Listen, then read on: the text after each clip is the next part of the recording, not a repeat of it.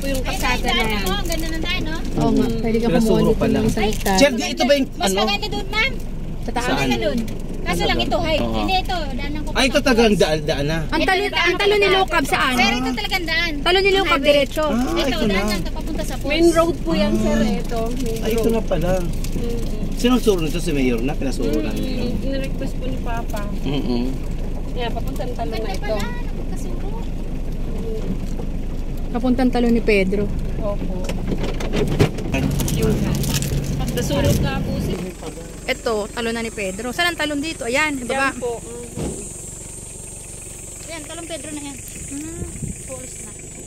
Ito parking to.